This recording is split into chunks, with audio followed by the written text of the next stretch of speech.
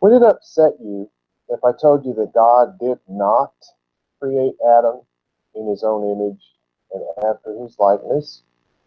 Do you believe that Adam, a flesh and blood man, could even begin to display the image and likeness of the creator of every universe known and unknown?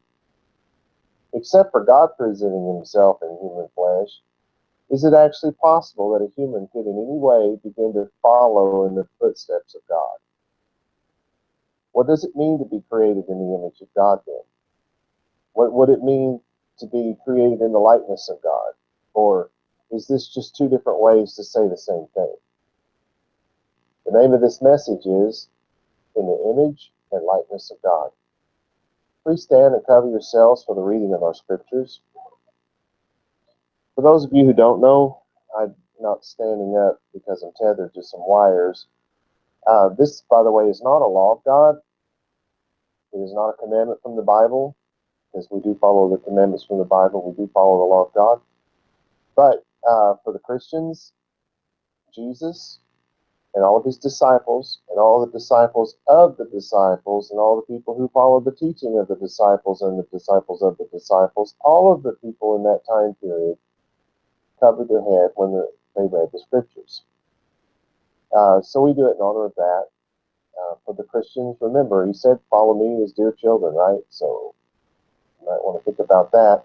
It's not a command, though. You don't get in trouble for it. It's not a heaven and hell issue. It's just something we do as a show of respect.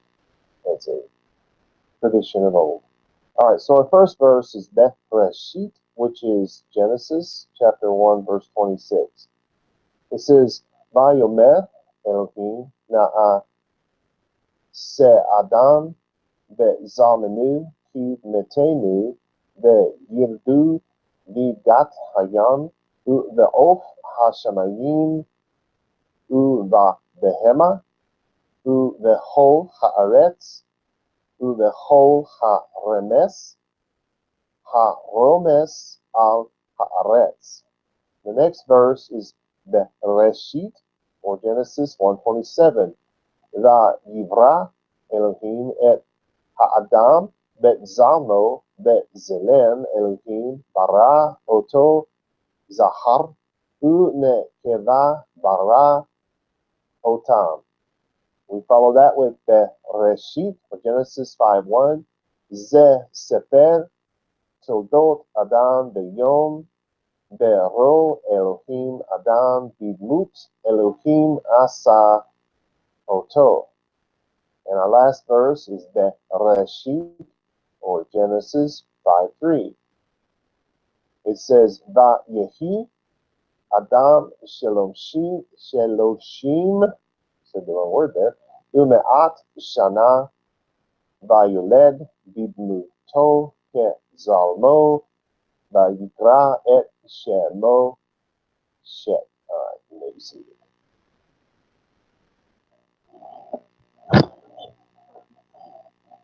So our first verse, we're going to go all the way through every word, is Bereshit, that's the real word, or as it's known in English, Genesis chapter 5, verse 3. And I want to look at the whole thing because it's a very important verse. This is Vayehi, and literally that means and he be, and he be. It is to live. The original idea of this word is that of breathing. Inasmuch as the life of animate beings is discerned by their breathing, to continue safe and sound, to live again, to revive, to recover health, to be healed.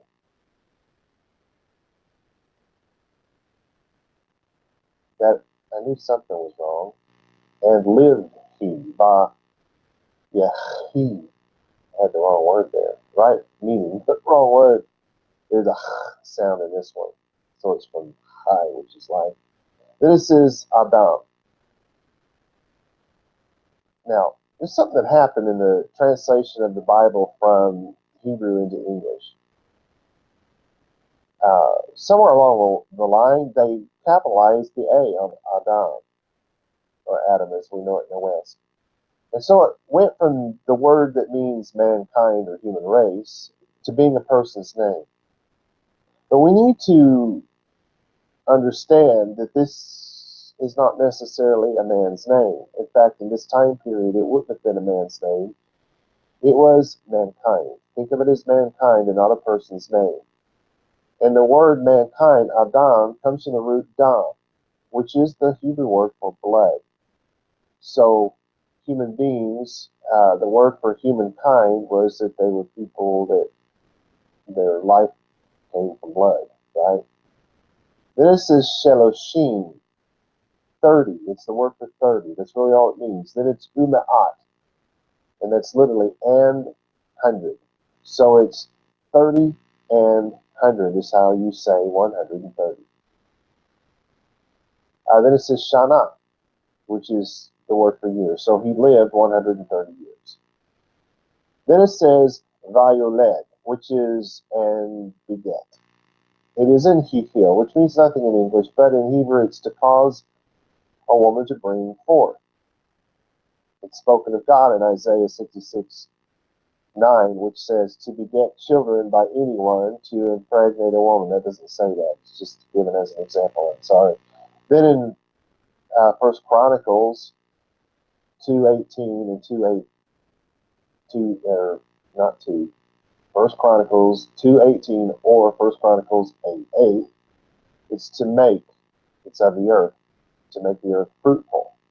In other words, the rain comes down and plants grow, vegetation grows, fruit grows, vegetables, that kind of thing.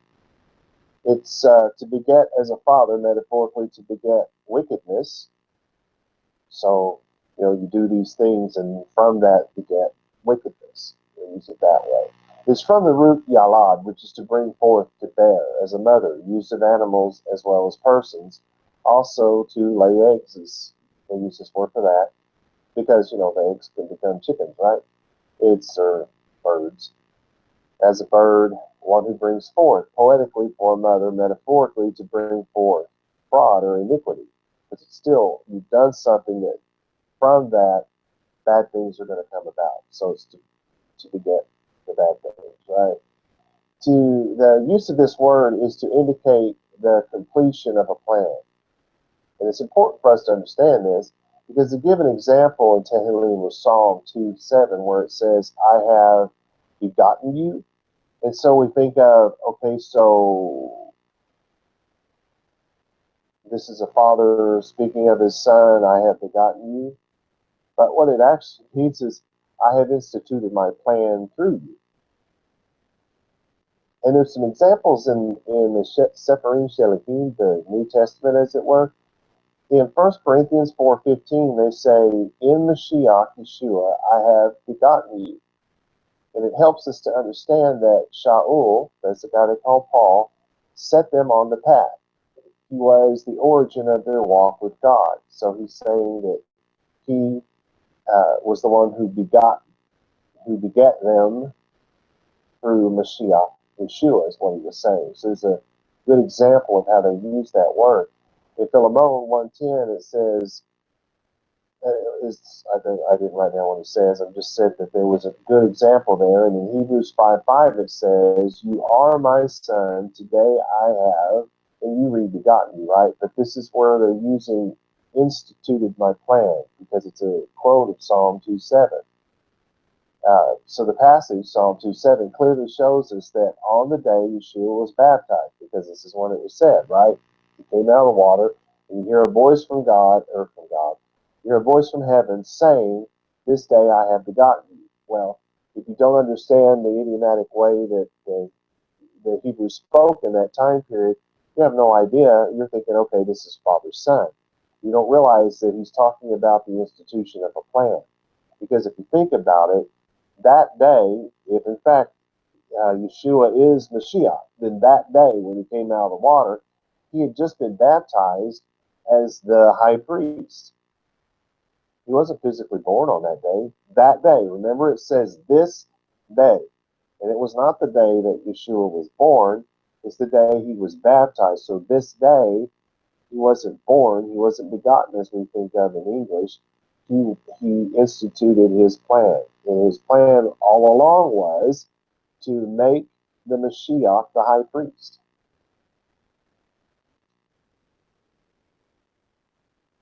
And by the way, Yeshua was not baptized for the remission of sin, like people are. He was baptized by a Nabi, a prophet, in the line of Aharon, a Levite, in other words, to be the high priest. And that was laid out, by the way, of the Mashiach in the Torah. So then we go on to Bidmuto, in likeness he, in his likeness. It is from Demut, the Hebrew word Demut.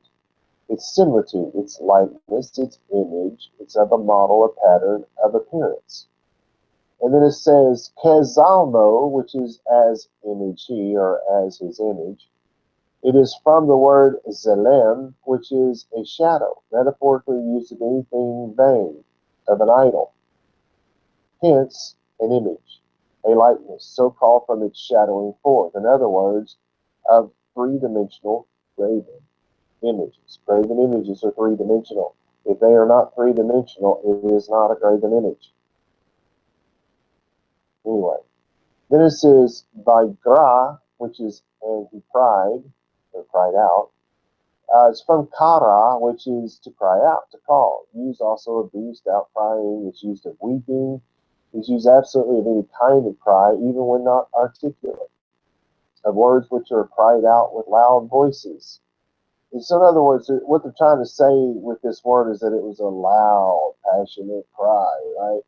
And this is et shemo. Et's just a pointer. It doesn't actually have a meaning. And then shemo is name, literally name he. So it's his name. And a name is someone's authority. We actually have something like that in English. Stop in the name of George. No, they say the name of the law, right? There's not a guy named the law. It's the authority that they have. So they say stop in the name of the law. So this is how the word Shemo, or Shem, was actually used in the Bible probably 96% of the time. It's not translated that way. It's used as if it means somebody, some name in particular. But we shouldn't think of Shem, of the word Shem that way. We should think of that word as authority. There was a note that I found in, of all places, the Strong's Concordance, and I never used anything from the Strong's Concordance, I think, except maybe this. It said, by usage, chiefly Hebraistic. And it's funny that he would say that about Jews. Isn't everything they do Hebraistic?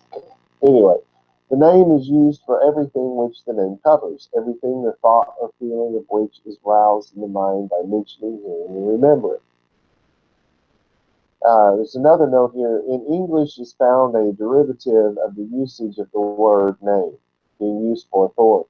Oh, I've already gone over that. Stop in the name of a law. To the ancient Hebrews, in other words, pre-Hellenization, the Torah was the authority or the name of God. That's a good note. I don't know, I didn't write down where I got that. So anyway, then it says Shet. And again, another time where they capitalized a word they shouldn't have capitalized.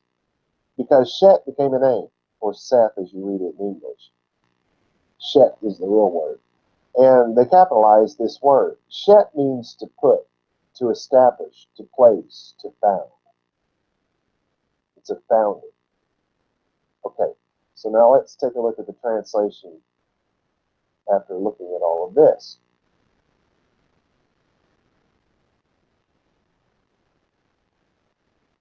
It's again Beth Bereshit, or Genesis 5:3. And mankind lived 130 years and begat in his likeness, and as his image, and called his name Shet, or called his authority Shet, right? Mankind was established 130 years after his creation, when he began to procreate. I don't know if that sunk in just yet. Instead of thinking of it in terms of Adam was 130 years old when he had his first son, whose name was Shet, which is what you get, right, by looking at an English translation. But just what if this was Jewish and written in Hebrew? Just what if it said, and mankind lived, mankind was created and placed on this earth, and 130 years after mankind was placed here, they began to procreate. And that process of them procreating, they called Shet. They called it the establishment of the human race. Because unless and until they began to procreate, the human race wasn't going to live on. So by having children, they have now established the human race. Does that make more sense?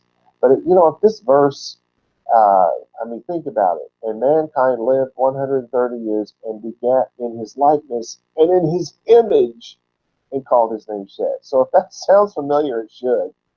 Because in Bereshit, or Genesis 1:26, and this is my translation of the Hebrew, it's a very literal one. And he said, God said, we make mankind in image us. Or as you read it, let us make man in our image. We make mankind in image us. Image us. As likeness us, or in our likeness. And they will rule in fish of the waters, in birds of the air, and in animals, and in all the earth, and in all the creeping things that creep on the earth. And we would say they rule over, to make it make sense in English. In Hebrew, they say they rule in. It means they rule over. All right, so you're looking at these two words. We've looked at them. They're the image and the likeness. And so far, you're like, Rob, that it means the same thing, right? Well, let's look at the Bereshit, or Genesis 1:27. And God's created mankind in image he. So when God created man in his image. In image God's created him. So in God's image, he created man. Male and female created he them. Or created them. He created male and female. And then if you look at Bereshit 5:1, this is the scroll of the generations of mankind. In the days when God's created man. See, they say God's in plural. Remember, not because he's Trinity, not because there's a whole bunch of them like paganism, but because he is alive. If he is alive, he has many attributes. If he's an idol, he has one attribute. If you carve a happy face in an idol, he's an idol always with a happy face. Oh, but what if you turn him upside down? Then he's a sad one. No, you turn him upside down, he's an upside down happy face God. Just saying.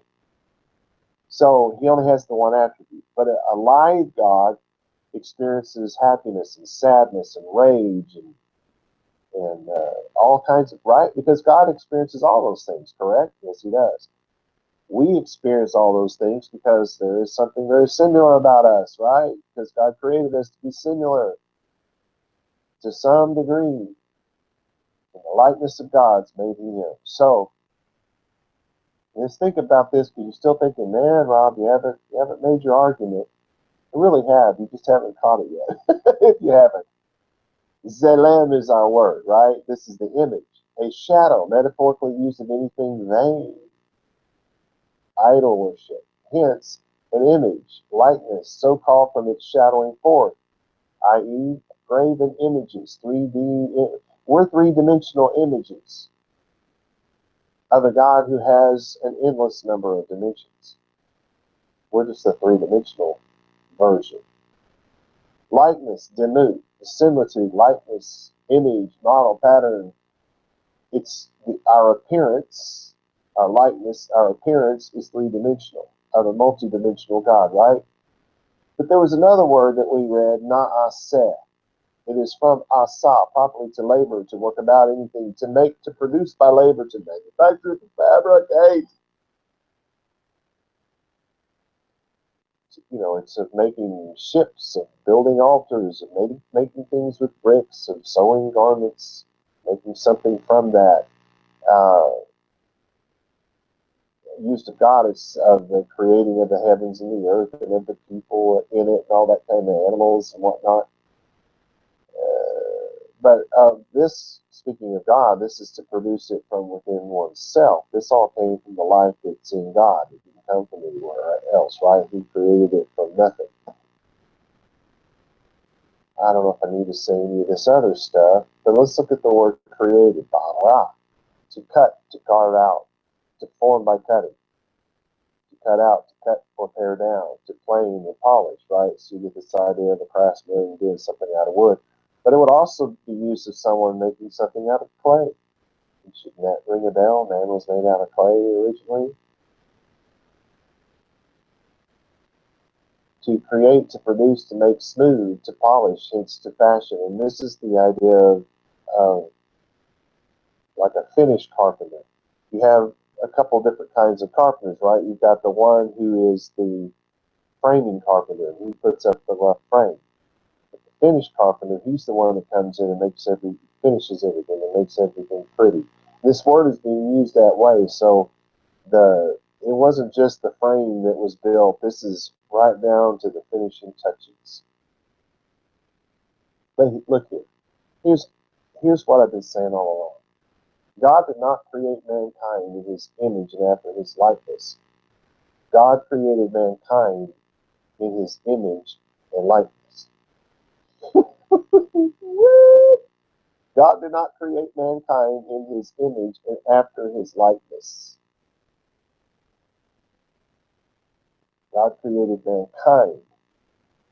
I should say it this way because it's still not making any sense. God did not create a man in his image and after his likeness. God created mankind in his image and likeness. That probably makes it clear. A man has a limited number of days. God has no end. A man has a limited amount of education that he can achieve. God knows everything. A man has a limited number of facets to his life. The number of facets to God are endless. So, if a man has a limited number of days, mankind does not. Why? Because mankind goes on. And so, to that degree, man is like God. If a man has a limited number of education, mankind can cover it all. If a man has a limited number of facets, mankind can cover them all. However, if all righteous men and women were to achieve their maximum abilities, and the number of the righteous was say as the sands of the sea, that's a Hebraic way of saying the numbers are too large to count. It doesn't really mean it's the same amount of humans as there are grains of sand.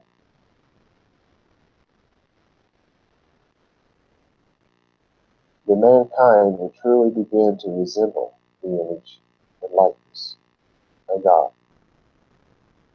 Are we getting it? A man was not created in God's image. Mankind. It takes all of mankind to be the image of God. The Bible says that Adam created Shet in his own image and after his likeness, because Adam's children could actually be just like their father. They could actually be a mirror image. They could look like him. They could talk like him. They could talk with his same accent. They could have the same handwriting. I know this because my father disappeared before I was born. Right? They split up and he never came back. Never had anything to do with it. And I looked him up and found him when I was in my 20s. And I was sitting at a table and watched him fill out a check he was writing to somebody. And I looked at it and was like, holy flippers, that's my handwriting. That's my signature. But the flipper's not holy, by the way. But anyway, it was pretty weird. You say weird things when you're weirded out.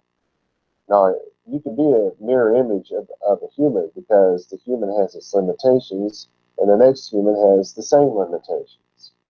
But in order for us to get to achieve the limitlessness of God, it takes a number of us.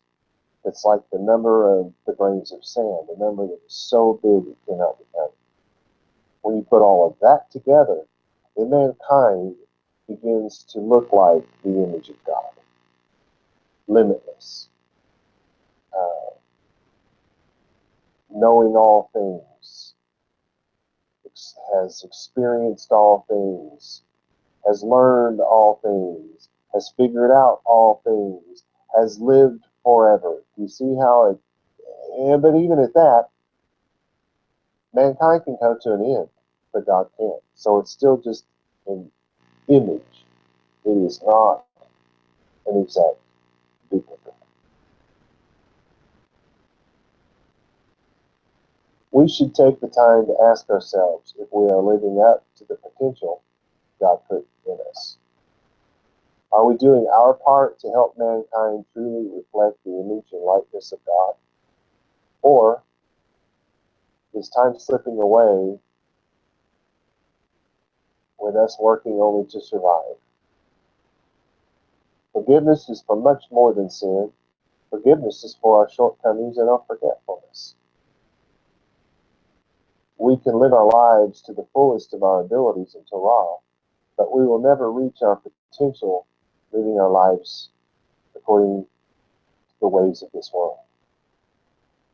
So let us take the time to truly purify our temple and achieve the potential that God has placed in us all, so that we can do our part, so that it can be said, and we can say, that we've done our part to be the image, to be that mankind that is in the image of the Almighty God. Shalom, shalom.